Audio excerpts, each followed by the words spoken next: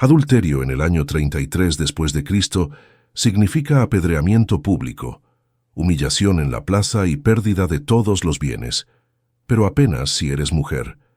Porque el hombre casado que duerme con prostitutas, que mantiene concubinas, que viola esclavas domésticas, ese hombre no cometió crimen alguno.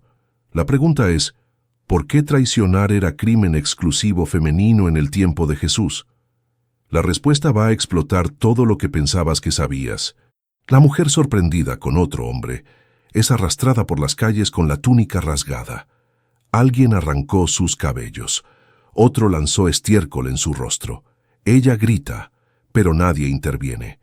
Porque en Judea del primer siglo, adulterio femenino no es apenas pecado, es violación de contrato comercial. Y contratos violados exigen sangre pública. Antes de continuar, verifica si estás suscrito al canal para no perderte ninguna novedad. YouTube te avisará cuando un nuevo video sea publicado y esta jornada continúa con revelaciones aún más impactantes. El casamiento en el tiempo de Jesús es transacción comercial entre dos hombres, el padre de la novia y el futuro marido. La mujer es la mercancía transferida. El Talmud registra tradiciones del primer siglo. La mujer es adquirida de tres maneras: por dinero, por contrato o por relación sexual. Y todavía hay algo más brutal. El hombre judío del primer siglo puede visitar prostitutas sin consecuencia legal. Puede mantener relaciones sexuales con esclavas de su propiedad. Flavio Josefo, historiador que escribe 40 años después de la crucifixión, menciona con naturalidad que hombres ricos mantienen concubinas además de las esposas legítimas. Nadie apedrea a esos hombres, porque en la lógica jurídica del periodo, ellos no cometieron adulterio, apenas ejercieron derechos sobre cuerpos disponibles. La diferencia es brutal. Adulterio masculino solo existe cuando el hombre invade la propiedad de otro hombre, cuando él duerme con la esposa ajena. Ahí sí hay crimen, pero el crimen no es contra la mujer, es contra el marido de ella. Ofendiste a otro hombre. La Mishnah es clara. El hombre que duerme con mujer casada transgrede contra el marido de ella, no contra ella, contra él. Pero cuando la esposa mantiene relaciones con cualquier otro hombre, soltero, casado, esclavo, libre, ella comete adulterio, siempre, porque el cuerpo femenino casado pertenece integralmente a un único propietario. Cualquier uso no autorizado es robo, y robo se paga con sangre. Solo que existe algo aún peor. Ni siquiera la sospecha necesita ser confirmada para destruir la vida de una mujer. Existe un procedimiento legal específico para maridos celosos, incluso sin evidencia alguna. Se llama la mujer sospechosa, y es uno de los rituales más degradantes documentados. Funciona así: si el marido sospecha que la esposa lo traicionó, incluso sin testigos, puede llevarla al templo de Jerusalén para el juicio de las aguas amargas. El sacerdote rasga las vestiduras de ella delante de todos, deshace su cabello, la ata, prepara una mezcla de agua, polvo del piso del templo y tinta raspada de pergamino con maldiciones. Fuerza a la mujer a beber mientras recita: si ningún hombre se acostó contigo, esta agua amarga no te hará mal. Pero si te desviaste, que el Señor haga tu muslo despedazarse y tu vientre hincharse.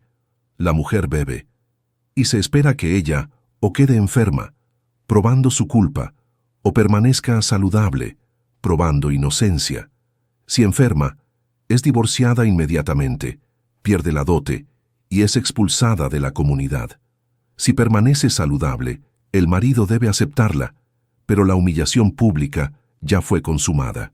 Ella fue expuesta seminuda delante de extraños, fue forzada a beber mezcla asquerosa mientras hombres observaban. Filón de Alejandría, filósofo judío contemporáneo de Jesús, describe ese ritual. La mujer es traída delante de la asamblea, y el sacerdote descubre su cabeza y suelta sus cabellos, símbolo de su vergüenza. Él añade que muchas mujeres prefieren confesar adulterio, incluso cuando inocentes, para evitar la degradación pública.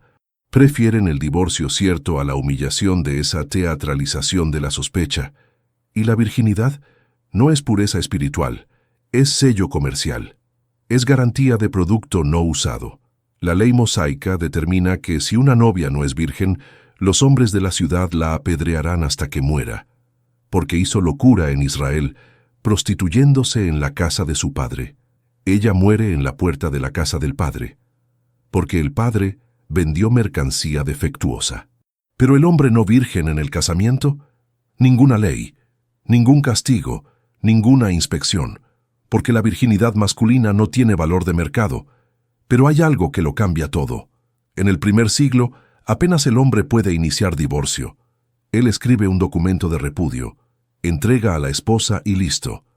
La Mishnah debate motivos. La escuela de Shammai dice, el hombre no debe divorciarse de su esposa, a menos que encuentre en ella alguna indecencia. La escuela de Hillel dice, incluso si ella apenas quema su comida. Rabí Akiva dice, incluso si él encuentra otra más bonita.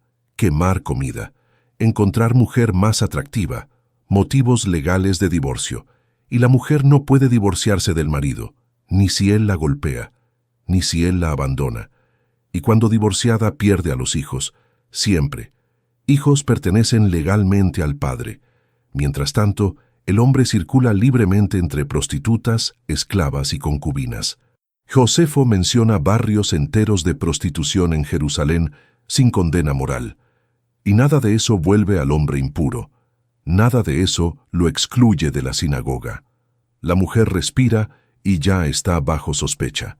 Y entonces Jesús de Nazaret, crecido en esa cultura, testigo de esas violencias, dice algo que explota todo. Cualquiera que se divorcia de su esposa y se casa con otra, comete adulterio contra ella. Marcos 10. Contra ella. No contra otro hombre, contra la esposa. Él acaba de reconocer a la mujer como persona con derechos violables. Colocó simetría donde había apenas jerarquía. Los discípulos quedan impactados. Marcos registra que ellos cuestionan eso en privado, porque Jesús acaba de negar que la esposa sea propiedad transferible. Y cuando traen a la mujer sorprendida en adulterio, Jesús pregunta, ¿dónde está el hombre? Porque si ella fue sorprendida en el acto, había un hombre con ella. ¿Por qué solo ella fue arrastrada? ¿Por qué solo ella aguarda apedreamiento? La pregunta es una acusación jurídica. Él expone la hipocresía de la ley sexual asimétrica y dice, quien no tenga pecado, tire la primera piedra. Los hombres se dispersan, y él le habla a ella, yo tampoco te condeno, ve y no peques más. Él no dijo que adulterio no es pecado, dijo que ella no merece ejecución pública por algo que hombres hacen diariamente sin consecuencias. Pero todavía falta la parte más impactante, porque existe una categoría específica de traición femenina que ni siquiera involucra sexo, y aún así es castigada con violencia brutal. Existe una categoría específica de traición femenina que ni siquiera involucra sexo, y aún así es castigada con violencia brutal. Mujeres son apedreadas por cosas que hoy parecen absurdas: conversar con hombres en la calle, salir de casa sin permiso, rechazar sexo con el marido. Y el sistema necesita esa violencia constante para funcionar. Porque la asimetría no es solo moral, es económica, política y totalmente calculada. Mira cómo funciona en la práctica. Una mujer casada en Cafarnaúm es vista conversando con un comerciante sirio en el mercado. Ella está comprando aceite. La conversación dura 3 minutos. Un vecino ve. En el mismo día, el marido la acusa públicamente de comportamiento indecente con hombre extranjero. Ella es arrastrada al consejo de ancianos de la sinagoga. No hay acusación de sexo. No hay testigo de toque. Apenas conversación. Y eso basta. La Mishnah es clara sobre lo que sucede. Si ella transgrede la ley de las mujeres judías, salir con la cabeza descubierta, hilar en la calle, conversar con cualquier hombre, ella es divorciada sin recibir su dote. Conversar con cualquier hombre está en la misma categoría legal que salir desnuda, porque ambas son formas de exponerse sexualmente. Pero el hombre que conversa con mujeres en el mercado, nada. Cero consecuencia. Y hay algo aún más enfermo. El marido que sorprende a la esposa conversando puede no apenas divorciarla sin pagar nada, puede acusarla formalmente de adulterio incluso sin prueba de sexo. ¿Cómo? A través de la lógica de la presunción de intimidad. Si ella conversó con hombre a solas, se presume que hubo más. La Mishnah registra: si dos personas testimoniaron que ella se aisló con hombre, incluso si no vieron el acto, eso es suficiente para volverla prohibida al marido. Se aisló puede significar simplemente estar en el mismo ambiente cerrado. Una mujer que entra en una tienda donde hay apenas el vendedor ya se aisló con él. Dos testigos de eso bastan para que ella sea considerada adúltera, sin ninguna evidencia de contacto físico. ¿Y el castigo? En el mínimo, divorcio con pérdida total de la dote. En el máximo, apedreamiento público. Pero el hombre casado que entra en burdeles, que se aísla con prostitutas, esclavas, cualquier mujer disponible, ninguna presunción de culpa, ningún testigo necesita ser llamado, porque el hombre no puede traicionarse a sí mismo. Él solo traiciona a otro hombre cuando invade la propiedad ajena. Solo que la crueldad va más allá, porque existe una forma de traición femenina que ni involucra a otro hombre. Es el rechazo sexual al propio marido. Y eso también es castigado con violencia económica progresiva. La Mishnah llama a la mujer que rechaza sexo de rebelde. Si la esposa se rebela contra el marido, se reduce su dote en 7 denarios por semana hasta que su dote entera sea consumida. Después de eso, ella es divorciada sin recibir nada. 7 denarios por semana. Un trabajador braçal gana cerca de 1 denario por día de trabajo. Ella pierde el equivalente a 1 semana de salario masculino cada 7 días que rechaza sexo. En pocos meses está en la miseria, y entonces es expulsada. ¿Y qué cuenta como rebelión? La Tosefta especifica: si ella dice, me repugna o no quiero vivir con él. Verbalizar repugnancia por el marido, incluso si él es violento, enfermo, abusivo, es rebelión punible con destrucción económica. Pero el marido que rechaza sexo con la esposa, ninguna penalidad, ninguna reducción de derechos. Él puede simplemente no tocarla por años, y ella no puede hacer nada. Mira la lógica perversa. La mujer debe sexo al marido siempre que él exija.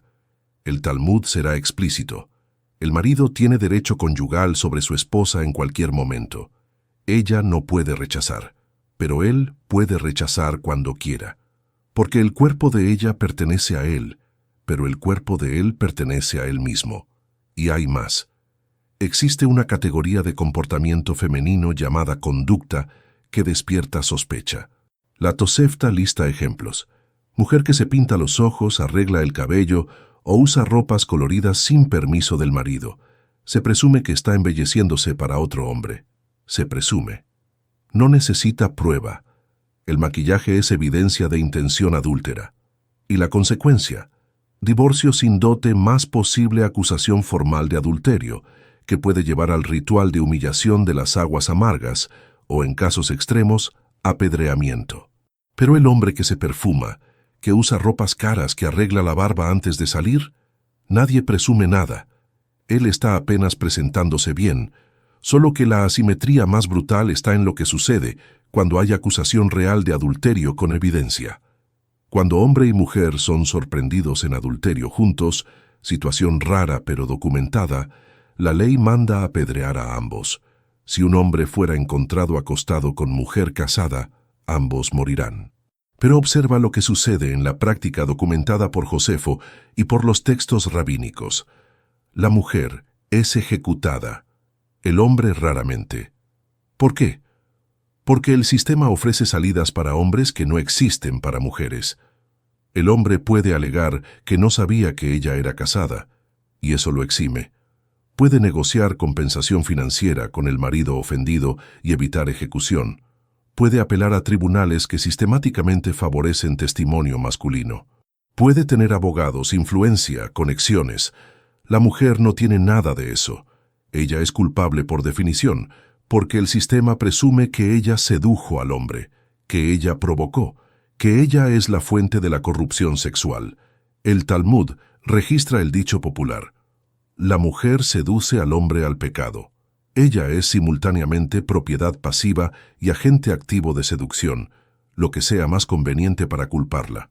Flavio Josefo documenta múltiples casos de ejecución pública de mujeres adúlteras durante el reinado de Herodes.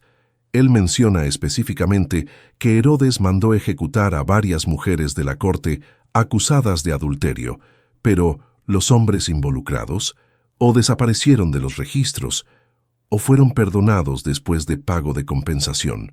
En un caso, una mujer de la nobleza es estrangulada públicamente por adulterio, mientras el hombre con quien ella fue sorprendida simplemente huye a Nabatea y nunca es perseguido. Ella no puede alegar ignorancia. Se presume que ella sabía exactamente lo que estaba haciendo. Ella no puede negociar. No posee bienes propios para ofrecer compensación. Ella no puede contratar defensa. Está bajo tutela masculina y no tiene acceso independiente a recursos legales. Y ella enfrenta tribunal de hombres que presumen su culpa antes incluso de oír evidencias. Pero hay algo aún más perverso. Incluso cuando la mujer es absuelta, sea en el ritual sotá, sea por falta de testigos suficientes, ella está socialmente destruida. Estudiosos como Tal Ilan demuestran que mujeres sometidas al ritual de las aguas amargas, incluso cuando declaradas inocentes, cargaban estigma permanente. La exposición pública seminuda, la humillación delante de la comunidad, la sospecha verbalizada, nada de eso se borraba. Ningún hombre la aceptaría de vuelta con honor pleno. Su reputación estaba irreversiblemente manchada. ¿Y el hombre absuelto de acusación de adulterio? Él vuelve a casa como si nada hubiera sucedido. Su reputación permanece intacta. Sus oportunidades de negocio no disminuyen. Su estatus en la sinagoga no cambia, porque hombres son juzgados por acciones concretas. Mujeres son juzgadas por apariencia de impropiedad. Existe hasta una categoría de violencia que sucede antes de cualquier juicio formal. Cuando una mujer es acusada públicamente de adulterio, incluso si la acusación es falsa, incluso si no hay evidencias, la comunidad puede ejecutar castigo extrajudicial inmediato.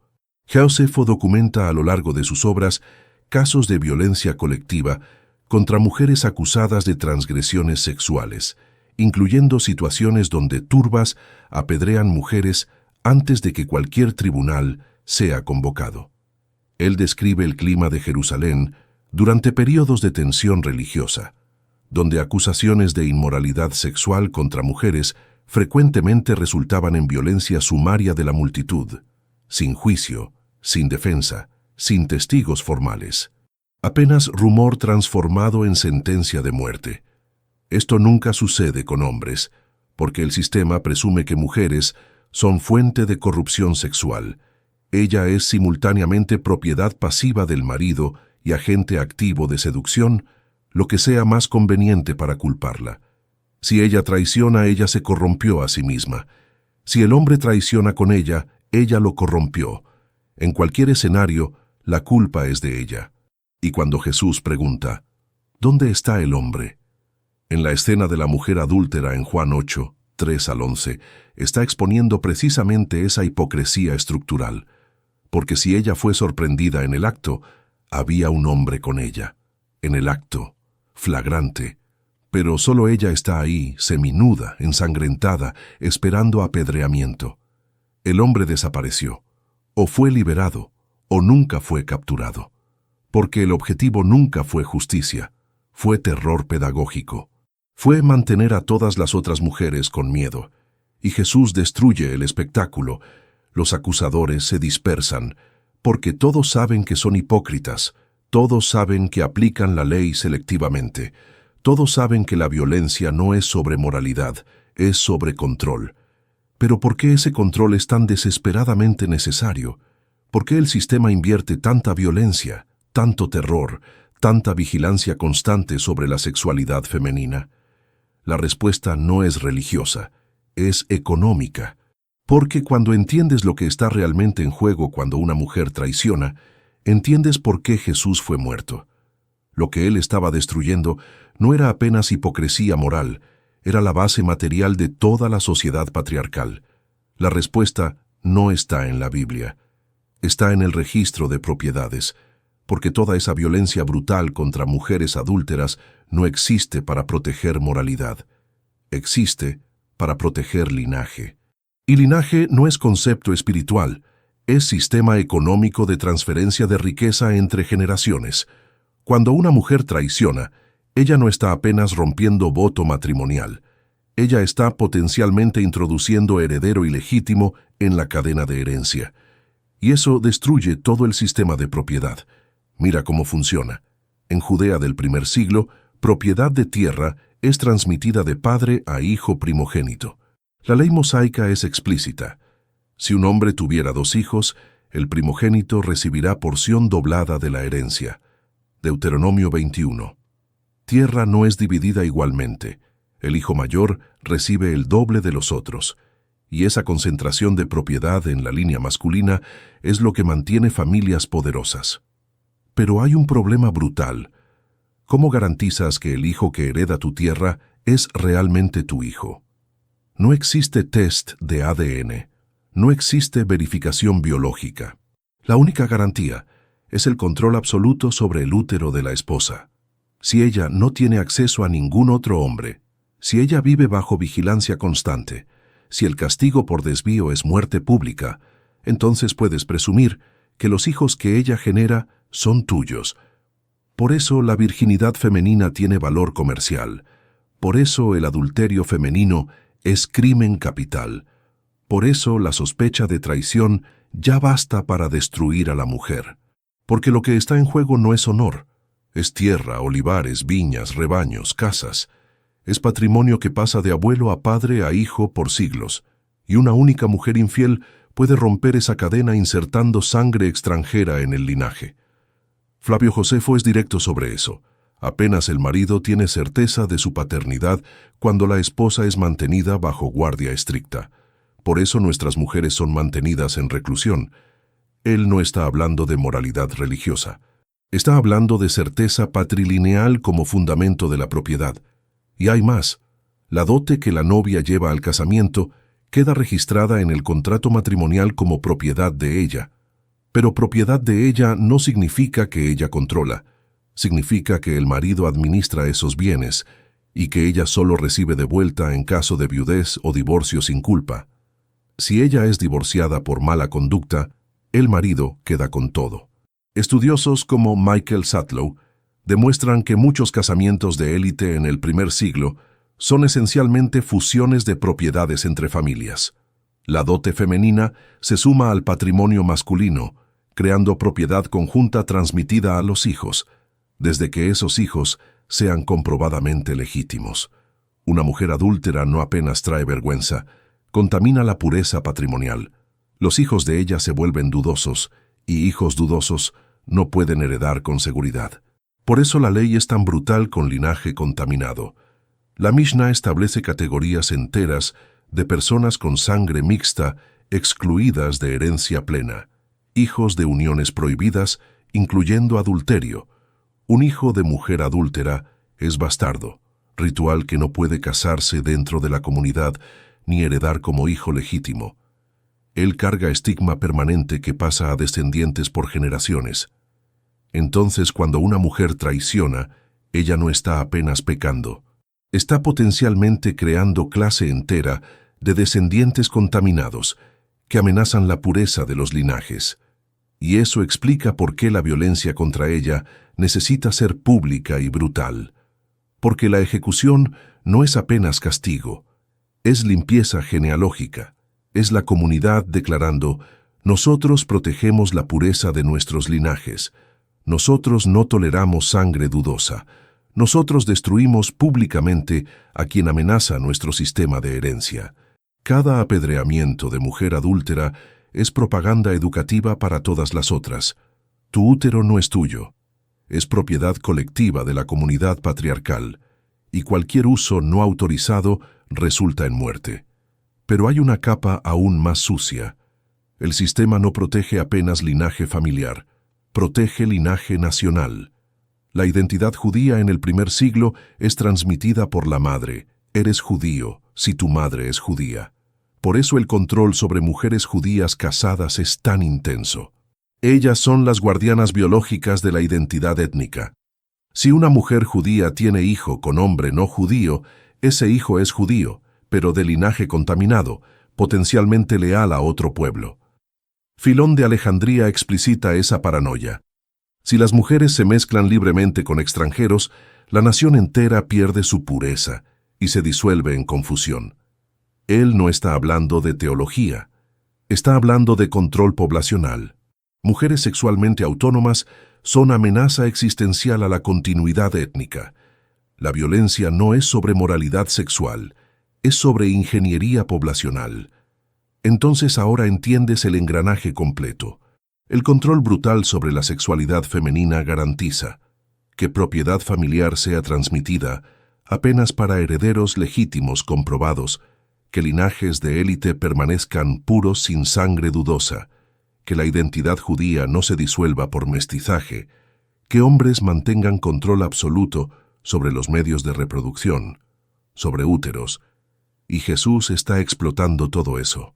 Cuando Él dice que el hombre que se divorcia y se casa de nuevo comete adulterio contra la esposa, no está apenas defendiendo mujeres, está rompiendo el sistema de descarte y sustitución que permite a los hombres trocar esposas cuando conveniente. Está diciendo, no puedes tratar a la mujer como incubadora descartable. Cuando Él come con prostitutas y pecadores, está asociándose públicamente con mujeres que el sistema considera basura genealógica. Y está diciendo, ellas tienen valor, ellas son personas, ellas no son apenas úteros contaminados. Cuando Él permite que mujeres lo sigan como discípulas, Lucas menciona específicamente a María Magdalena, Juana mujer de Cusa, Susana y muchas otras, está creando comunidad donde mujeres tienen movilidad, autonomía, voz, donde ellas no están confinadas bajo vigilancia masculina, donde ellas no son propiedad. Esto es intolerable para el sistema, porque si mujeres no son propiedad, toda la estructura de herencia colapsa. Si hijos de uniones impuras tienen el mismo valor que hijos de linaje certificado, ¿qué sucede con las dinastías de élite? Si el útero femenino no es territorio controlado, ¿cómo garantizas pureza genealógica? No garantizas. El sistema entero se desmorona.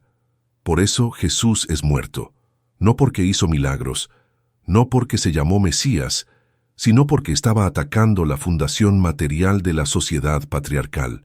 Estaba diciendo que mujeres son personas, no úteros, que hijos bastardos tienen el mismo valor que hijos legítimos, que linaje puro es mentira.